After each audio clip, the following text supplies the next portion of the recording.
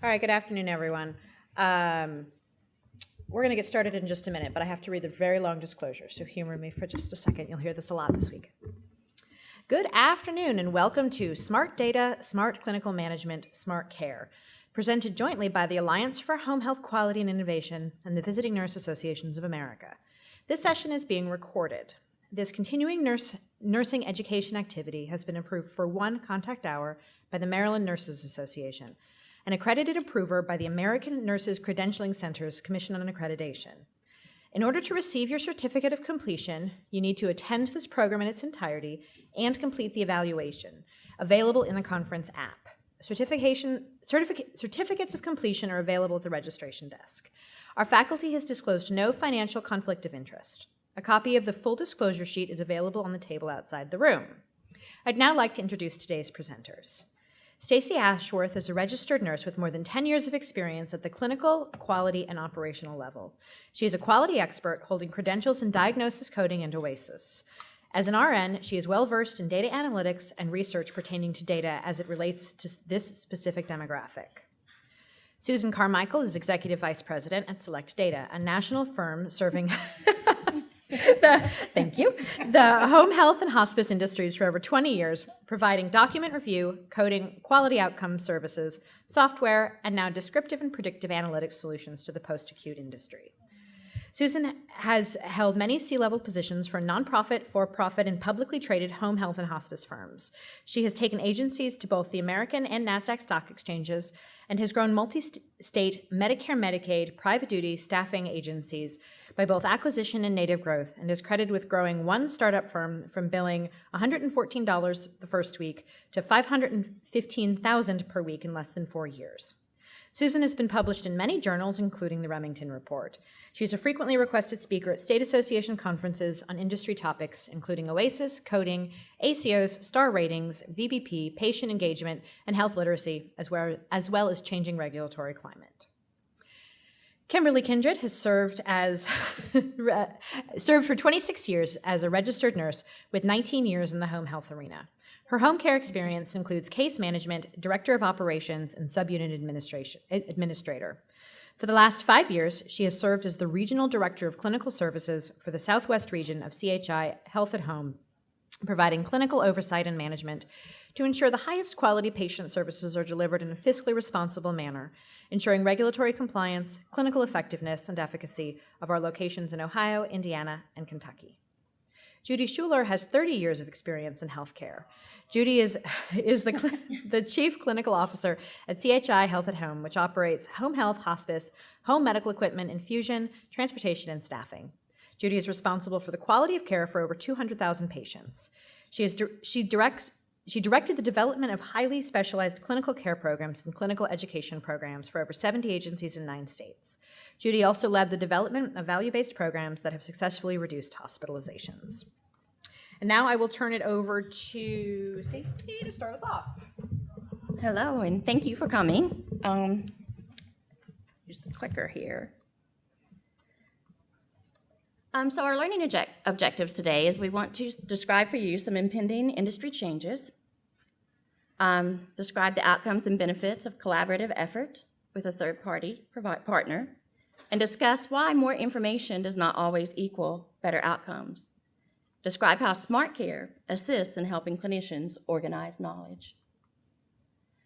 So we wanted to begin this presentation with a quote that sets the tone for the journey we are about to embark on for the next hour. Richard Bach, who authored Jonathan Livingston Swift books in the 70s, remarked that a cloud does not know why it moves in such a direction and at such a speed. It feels an impulsion, this place to go now. But the sky knows the reason and the patterns behind all clouds. And you will know too when you lift yourself high enough to look beyond the horizons. So as we move through this presentation, this quote should begin to resonate with you. As leaders, we are tasked with understanding the why.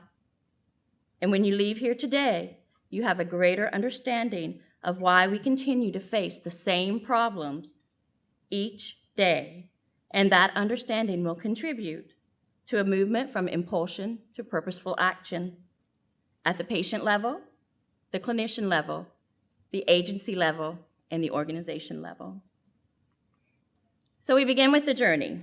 All life is a journey, right?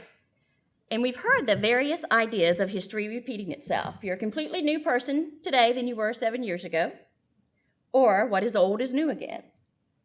Life is patterns upon patterns, and if a pattern seems new, it's because we didn't recognize it to begin with. So as you look at this linear timeline, you can see a progression of healthcare. But each of these events fall into one of 7 key categories. It's not easy to see this when you observe it sequentially. It appears that events built upon prior events, but the relationship to each other isn't easily discernible. And I want you all to know that it all started with home care. When you look at the next slide, you can see the cycle. You have societal change in the industrial age that relates to the mass migration of individuals into cities or urbanization. The increased communication related to proximity and the translation of ideas resulted in improved science and technology.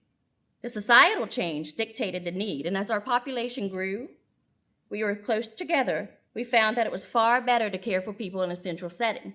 Physicians could see 18 to 22 patients a day, when just a few years ago, or 100 years ago in this case, they saw 5 to 6 patients a day because they were seeing them in the home. And that should also resonate with you, right? We see the cycle results in the dependency of the patient on the professional, and the professional on the institution, and the institution to the population.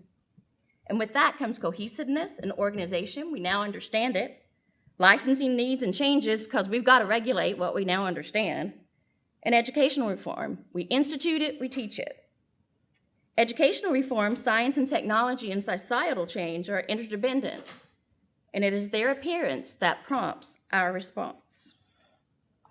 So we see the cycle repeated again as we move into the 80s and the 90s through the emergence of integrated EMRs, reform and regulation with the institution of PPS. Now we're in the 21st century, and we find that we have tension that exists between healthcare drivers and IT drivers. In healthcare, we need to have increased integration. We need to be able to see the care that has occurred in multiple settings as we move into an outcomes-based reimbursement world. IT says, well, okay, we can handle this. We have more of everything. And not only do we have more of everything, it's smaller. We have mobility and the emergence of cloud computer and big data analytics. The resulting healthcare technology means that we now have clinical decision support, broad operational departmental systems with EMR integrations, and emerging data warehouses and analytics, which helps to build that clinical decision support. The changes in science and technology, however, are happening quicker each year. And with each successive technology, the response and the opportunity to build on each of the achievements occurs faster. This results in less time to respond and adapt to the change. As specialists in the care delivery of patients, and that's what we are, we're specialists, and we're caring for our patient in the least restrictive setting, we need to have specialized solutions, and you will only find that solution with specialized partners. So we asked ourselves, how can we be that specialized partner? And our answer was through our coding, assessment, and review process, otherwise known as CAR, which we thought was an appropriate name for a process since it moves you through. We created and refined our process using Lean Six Sigma principles, and I want to go through our process because it was our understanding of the opportunities within our own organization that gave us the ability to recognize the opportunities within our industry. And the process begins with data management. We collate physician and clinician documentation for review. And in our review, we use a tool that our team developed that assists with the comprehensive review of the clinical record. And it ensures that key data points are collected that identify areas of process and documentation improvement. It also allows the capture of the common reasons for erroneous OASIS documentation. Why? Why would it be important for us to capture that? Well, home health as an industry has saddled our clinicians with requirements to complete documentation that's based on data collection rules. And these rules don't always mesh with the clinical. Think about it. Our clinicians are tasked with not only interpreting what is clinically wrong with that patient and the treatment that's needed, but they have to understand how to translate that information into a language that CMS understands. Because that's what these required assessments are. A method to translate clinical information into data that can be analyzed. But we expect our clinicians to do it and do it right. After all, CMS says that it should only take 58 minutes to complete, right? And they're rarely wrong. Query, so we're all human. Everybody should be agreeing with me, right? We're all human. And because we are human, we make mistakes. The clinical record of the patient has to support that OASIS. Every single OASIS item must be supported in the clinical record. Or we give reasons to the various auditors out there to start pulling back the money we were due, and then make an assumption that those mistakes made in those records probably occurred in all the other records, so we'll pull that money back too. However, the clinical record is complicated because it contains documentation from multiple sources. And when you add just one variable to any problem, you increase your margin of error exponentially. So we said, okay, what types of errors are happening? Well, we discovered that there were two types of errors that happen in a record. One is that the information is incomplete. It's just not there. The other is that it's inconsistent. That's when you have the physician saying the wound is one thing, the clinician saying the wound is another thing, and then the wound addendum saying the wound is something else. And we're probably all familiar with that too. So we query, we document, and we aggregate so that focused education can be provided. And then we have a quality loop. It's a vital and continuous part of our process. It begins with onboarding through the recruitment of specific candidates. And once these candidates meet our qualifications, we assess their ability to apply their knowledge, because we recognize that just assessing someone's knowledge, their theory, doesn't mean they really know how to do the job. And once we do that, we continue to assess the reviewer over and over and over again. Why? Well, because this review process, it's not elegant, and it's changing all of the time. We have new diagnoses, new rules, a greater understanding of the human body. New diagnosis. So you have to begin with transparency. And when you begin with transparency, and please don't be afraid of being transparent. You have open communication upon your operations team and your quality team.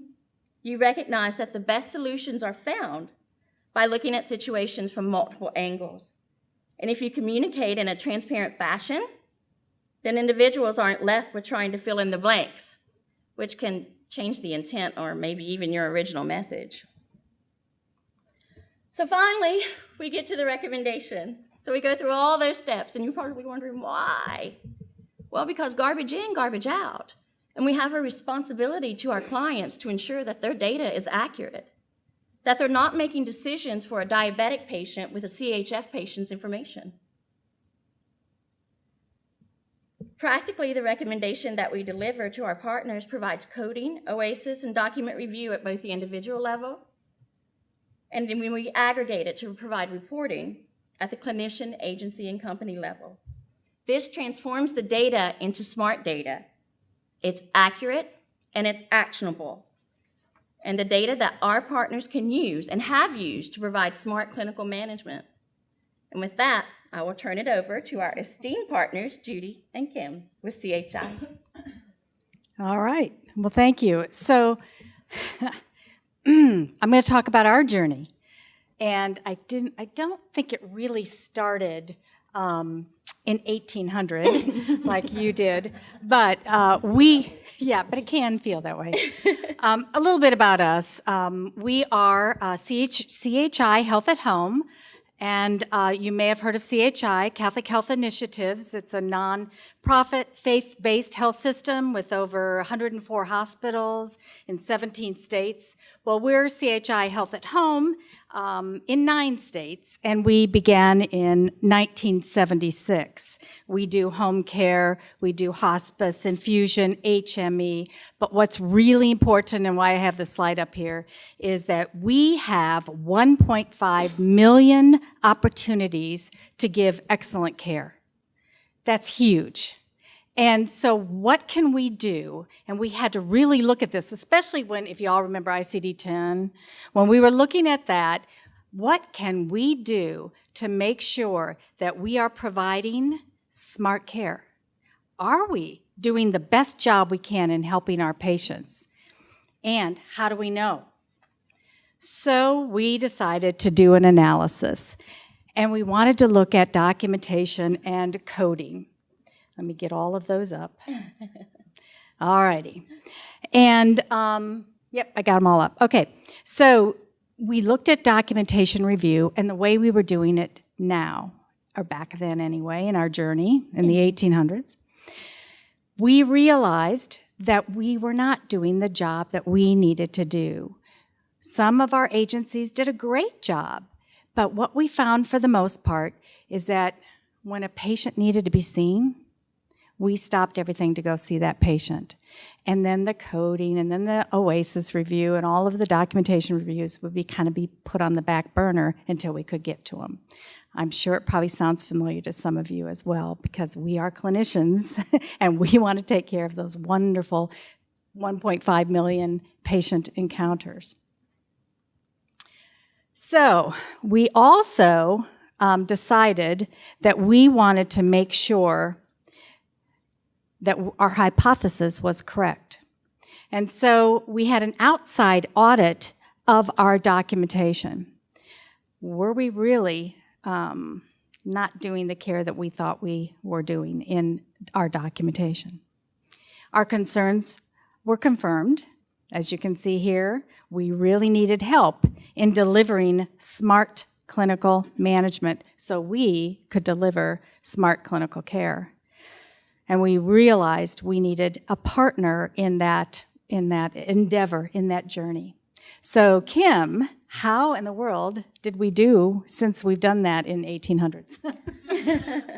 I think I got my horse tied up out back. No, what we found with working with our partners is that we were able to drive improvements in all of these areas here.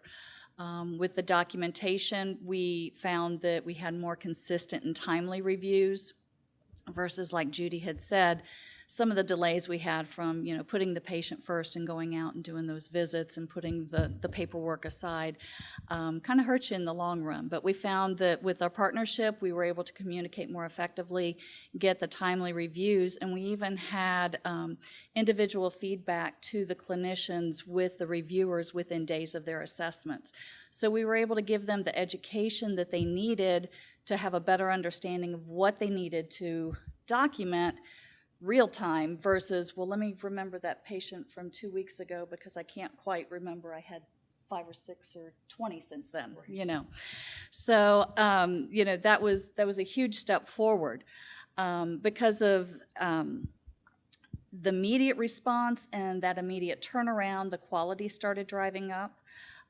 We had, on the financial side, the clinicians were reporting to us that the patient acuities were higher, but we weren't seeing that on paper. The documentation wasn't supporting that initially, but then we started to see that the picture was getting a little clearer, and the picture that was being painted was more closely matching the care that was actually being delivered to those patients. So the financials were improving. So as I had mentioned, not only did our financials improve, but our quality did as well, as you can see by our star ratings here. So now we're in a position where we're looking at the future, and the future is changing, and we're wondering, how do we continue to deliver smart clinical care effectively and efficiently? And I think I'm going to ask Susan to answer that one. I have the answers. Oh, thank you. Well, we're all dealing with the many significant changes that are occurring in our industry, but the clinicians are really feeling the impact of this. As you know, they're seeing the, oops, hold on here. Why are we not at mine? I think that was updated, so Okay. you should be able to talk about it to the back, yeah. It's not me? Yeah, let's just go back. Okay, there we go. Yeah. Okay. No. Okay, so mine aren't there? That's all right. Makes it easier. All right. So we're all familiar with the drivers that are occurring now, and those are home health value-based purchasing. Some of you may be fortunate enough to be in the states in which you're having to participate. There's a common theme there. The focus on the plan of care, outcomes, and patient engagement. The payers want to have the patient more actively involved in their care to achieve those outcomes. Whose responsibility does that become? The clinician. Now, each of the measures for CMS are scored on a 1 to 10 scale. The data is used to calculate a total performance scale. And the agencies receive, as you know, an achievement score and an improvement score. And who do they look at when they receive those scores? The clinician. Other impact areas and drivers are the Impact Act itself. And that act, one of the prime responsibilities was looking at standardizing the post-acute outcome measures. And that is a primary goal. They also have an active involvement in having home health know that when they discharge a patient to the community, within that 31 days, they shouldn't see the patient back in the hospital. So agencies are being evaluated in that regard. The Impact Act also said, look at your resources, use risk adjustment, and we're going to compare your agency against other agencies within your state. Also, it says, how well have you prepared the patient for community life? And that means not only physical, but psychosocial and cognitive elements. And that ties directly with the new COPs, which the theme, again, is, and by the way, some of you may have taken a breath and said, oh, I have 6 extra months, but there's a lot to do, right? Yeah, so it's just take a breath and now we get moving on. You can't relax. So along that line, at the start of care now, you see these new assessments, and we were speaking about those yesterday. In addition to our OASIS integrated assessment, we now need to take a look at caregivers and their stress and their burden. We need to take a look at a cognitive assessment of our patient, which is tying also with the Impact Act. We need to take a look at the normal falls risk assessment, et cetera. And oh, by the way, what about that functional status that we're required to look at now too? And should we use a FIMS for that? CMS expects integrated care based on the patient-centered assessment. And they're not the only payer that's looking at that too. They're saying we want that patient engaged, know their strengths, know what's going to motivate them. If they're going to need to be ambulatory and they're going to have to move so many paces every day, then what's going to motivate them? Would it be their grandson's wedding in July? What is a personal motivator? So we're looking at that also. If you read all 375 pages of the COPs, unfortunately, I did, you can see the strong signal of a shift from the problem-focused care that CMS acknowledged didn't always satisfy and meet the individualized care needs. You can see them moving towards capitalizing on those patient strengths, using quality tools that are validated, best practices. And the nice thing that was there to see if there is a nice thing with the new COPs was CMS is not saying this is a mandated tool to use. They're saying use the best tool for you. Yes, we're looking for a standardized, validated tool, but communicate with the patient in the best way that works with your organization and the patient. If you notice in the comments, there were some comments where some of the agencies did say, shouldn't you mandate what tools we should use? And they're saying, no, you should use what's best for you. But keep one thing in mind. That plan of care is to be a living record reflecting the progress throughout the episode of the post-acute care. So that's very, very important. The pre-claim review, I was going to comment on, but Hopefully that pause is going to get longer since it's been placed on pause. And so I'll not make too many comments on it, other than there's a common thread with that also. It too focuses on a complete assessment, clear needs identified, team identified with the evals, and a plan of care with measurable goals identified. So these are the common areas we're seeing. We're seeing that we need to have an assessment in which that assessment should tell us what will the outcomes be, what should we expect, and we should have engaged patients, an individualized plan of care, best practices, an interdisciplinary focus, and measurable outcomes. We need smart tools to solve today's problems, but we need smarter tools to help us with tomorrow's problems. So given all of these expectations, all of these changes, who's feeling the burden? So what is happening with many of our clinicians, and what truly is the focus of today's clinician? And Stacy, I think I'm back to you. Oh, you are? Thank you.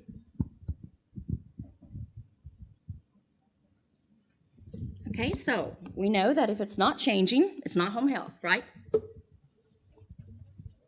right. And we're experiencing this now as we move into our current information revolution. So right now we have availability, mobility, and data, 3 different concepts that are influencing our practice, our care, and our bottom line. So let's think back to our cycle.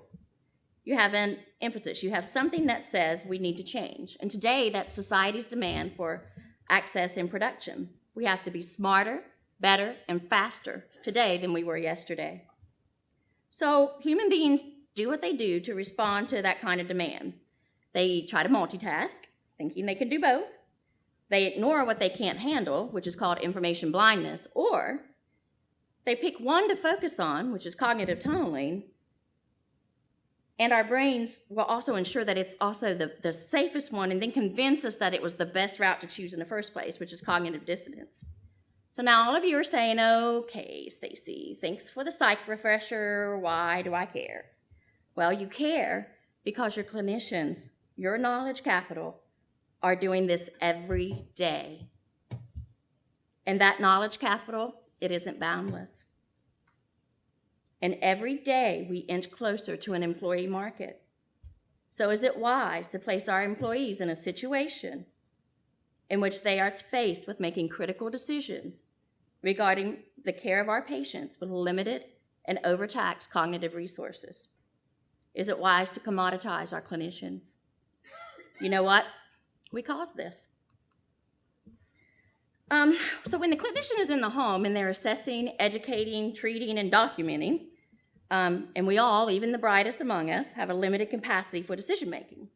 So what Wickens' multiple resource theory says is that if we receive input into our sensory memory, that input, which is what we see or what we hear, gets turned into stimuli, which is what we can feel or move or what we hear or see.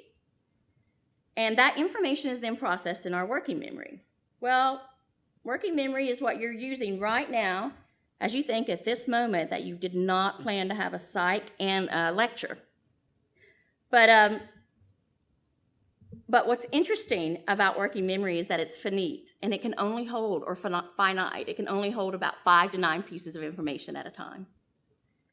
And that varies with the complexity of what you're trying to absorb. And as long as that information is coming in at the same time, can either fall into movement or words, then your brain can keep processing. But if that information comes in from 2 different sources, and you're seeing 2 different things moving, or you're hearing 2 different people speaking, your body's ability and your brain's ability to adapt to that gets stressed. So we're going to demonstrate what that seems like with an interactive exercise. All right, so this is a mental exercise, so you can't write anything down. First, I'm going to give you 5 words. You can repeat them to yourself in your mind as I say them. Monkey, house, pants, Julie, boat. Now I want you to multiply it by 8 times 3. Take your right hand, hold it up. Come on, all right. And I want you to count to 10, touching your finger and touching your thumb. Now look around the room and find someone wearing a red shirt. All right, what were those 5 words? Julie. Pants. Julie, boat. Boat. Well, it took 8 of us to do that, right? Yeah. So how many could remember all 5 of the words? Well, very good. Studies show that only about 50% of the people can recall those original 5 words. I'm going to help you with that in a little bit. When we talk about the myth of multitasking, now, how many multitask? Everybody in here multitasks, right? But why do we do it? We've all heard that if you multitask, you're just not as effective. Well, we do it because we like flexibility, we like a fresh perspective, we love increased variety, and we like the new. Our brains love the exposure to the new because it produces or releases a hormone called dopamine. Well, that doesn't sound so bad, right? We get to be flexible, we increase variety, we get a nice shot of dopamine to make us happy while we're just working away. That kind of sounds like nirvana. But think about to the exercise when I asked you to recall those 5 words and half of us couldn't. It is in the working memory that decision-making takes place. That is where we take the new information, wrap it around the old, and make a decision. And that's where our problem lies. So let's take a step back and think about this practically. You have a clinician that is in the home with the patient and the EMR. EMRs were designed with data collection in mind. But a clinician isn't simply documenting what they have observed. They're also thinking through and making decisions about what they're hearing and seeing. Clinicians aren't court stenographers, and their job isn't to free type into a tool information they hear. They are moving through multiple fields, screens, and tension begins to occur. Is the information complete? Is what I'm documenting complete? Is the care I'm providing adequate? Did I catch everything that the patient and family said? In the EMR, they're trying to find relevant information, as well as determine what is the relevant information to document. Now, I know I heard that the patient loves The Price is Right, and he thinks Drew Carey cannot hold a candle to Bob Barker, but is that the most important thing, or did I also hear that the family said that the patient fell yesterday? And what is most important? Is it documenting that the patient thinks pickle juice is great for his GERD? And everybody's going to look that up after this session, aren't you? Or is it calling the doctor when the systolic is 10 points above normal? Or should the clinician check the medications? And why has no one noticed on this man's foot he has a great toe bunion that is huge? The patient thinks it's important, shouldn't I? So the clinician tries to balance both, the EMR, which is all that data collection, and the patient, which is the clinical action she needs to take. And they exhaust their available cognitive resources, because remember, we can only remember 5 to 9 things at a time. So when this happens, the clinician moves into a period of information blindness. The brain simply cannot receive more information. And we try to cope with this overload through something called cognitive tunneling. Now, we do this consciously or subconsciously. And as a result, the clinician begins to narrow their focus. Well, what do they narrow their focus on? Our brains are amazingly lazy. If you didn't know that, I'm telling you now, they are lazy. But think about it, they have to be lazy. They have to be small enough to allow this solid, immovable skull to protect it, but we still need to be able to think about thinking. Because of this, the brain favors habits and the path of least resistance. The safest, the easiest, the least taxing, and not only does it favor the path, the brain will convince us that we really wanted to go down that path to begin with. And so a good example of this is Aesop's fable of the fox and the grapes. You guys will go and look at that up too after the session. And I'm serious about the pickle juice. So then we said, so now we know that change occurs in cycles. And we decided that we're not going to solve business problems because these are narrow in focus, and the results we saw with our partners who transformed their care suggested there's a better way.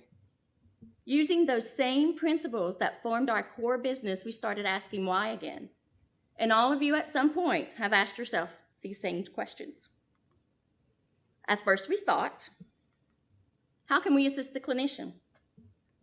How do we help improve consistency in care? Then we wondered, what is a clinician's thought process in the home? Can the answers to these questions aid our industry just as they aided our coding business? And now we're asking, why does it feel harder to provide better care when we have all of these advancements in technology? And why is there so much information but less clarity? So to begin answering these questions about what was occurring internally with the clinician, we needed to identify any external variables that influence their process, right? Going to math. So external variables can be industry and regulatory changes, updated practice information, clinical protocols, data collection changes, and technology changes. And that's a lot of new for a clinician to incorporate into what you already know, for us to incorporate into what we already know. So as we identified these variables, one external variable that we kept coming back to was technology. Industry, regulatory, clinical practice, data collection, these are all changes that have been happening, and they update what we know, and we're able to adapt to that quickly. But technology has changed everything about what we do. So when we began to look at what about technology changed our industry specifically, we kept coming back to EMRs.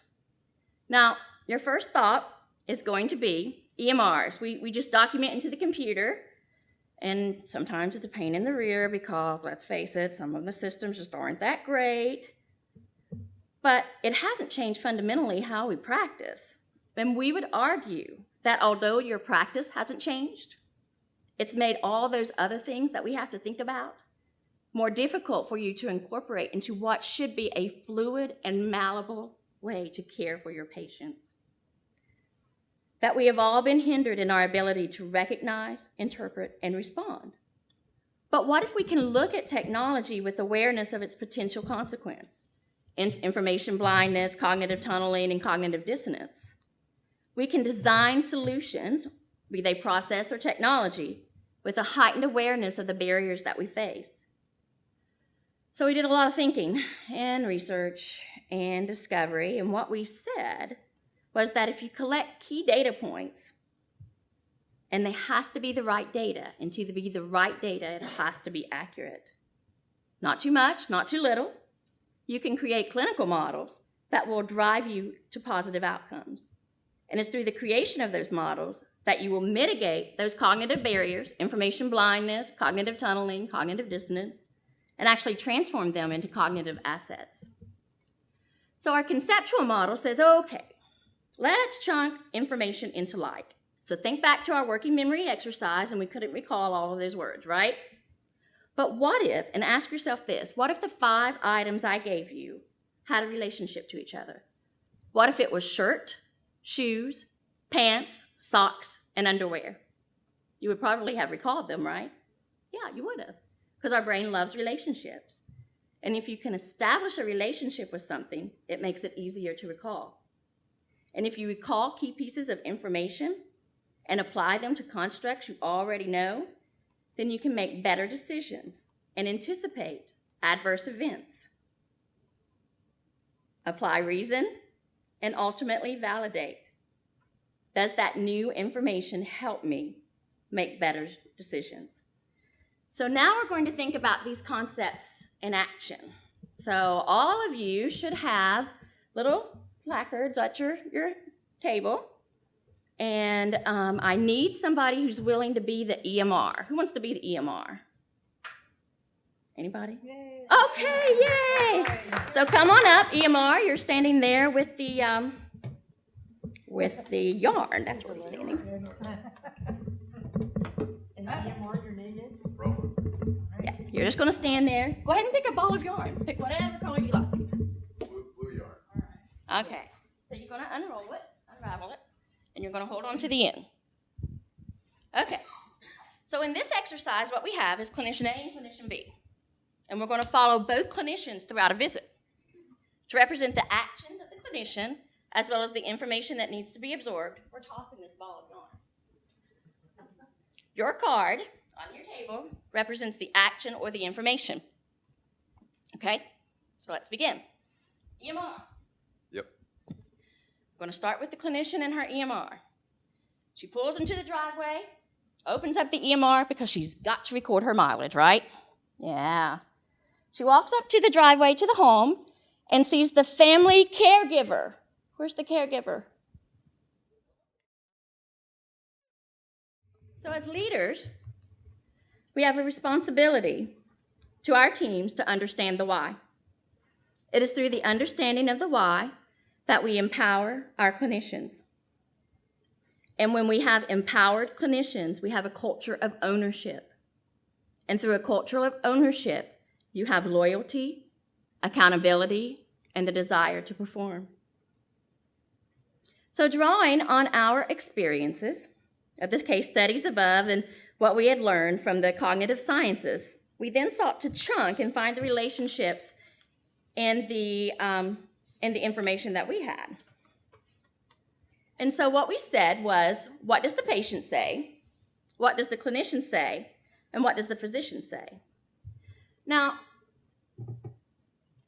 the EMR is still present, but it's a tool. And what we found when we did our findings was that, I'm trying to find my notes. Apparently I'm suffering from cognitive dissonance and some tunneling here. And so what we found was that knowing your patient's complexity as it relates to the focus of care is paramount. And that when you're able to do that and recognize the patient's level of symptom control and the patient's level of engagement and any environmental concerns, you're able to finally individualize patient care.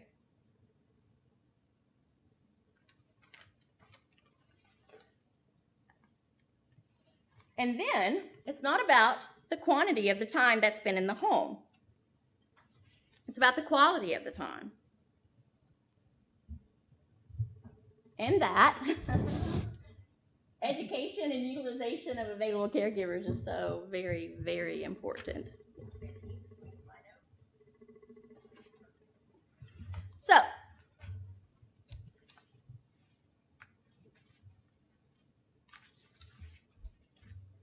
we also, when we discovered that education and caregiver utilization is key, we also noticed that it was the clinician's collaboration with the physician. And that collaboration keeps the patient home and their disease process manageable. And the clinician, however, needs to know how to collaborate with that physician. And the only way to do that with the finite capacity of our information process is by performing it in a way that allows her to absorb and understand the current situation. So she chunked her visit. She kept like with like, performed them sequentially and together, and then she went back and documented. That minimized her anxiety, confusion, and powerlessness. So when you do these things, you can really reduce your hospital readmissions and improve your outcomes. It's not impossible for your clinician to model their response to clinical conditions. After all, just 10 of these that I am listing are responsible for greater than 90% of all rehospitalizations. Just 10 of them. And right now, the riskiest thing that we can do as leaders is maintain the status quo. So the bottom line is, if you give your clinician the right data, the accurate data, combine it with smart clinical management, which is preparedness, you're able to deliver smart care. Thank you.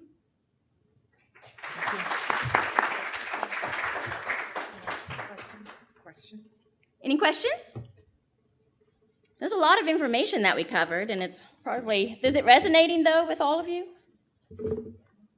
So how many of you have clinicians that have either, well, one of the things you might have heard is, I can't take care of my patient because of my EMR. It's in the way. Or patient surveys, they say, that clinician, I don't know what she's doing. She takes my vital signs and then her nose is in front of this computer all day long, right? Or as a clinical manager, you're on your dashboard and you see that patient comes across, has hypertension and blood pressure up super high, but the clinician documents no symptoms.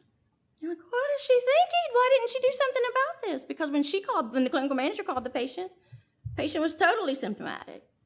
Well, it's because of these things that we just talked about: information blindness, cognitive tunneling, and cognitive dissonance.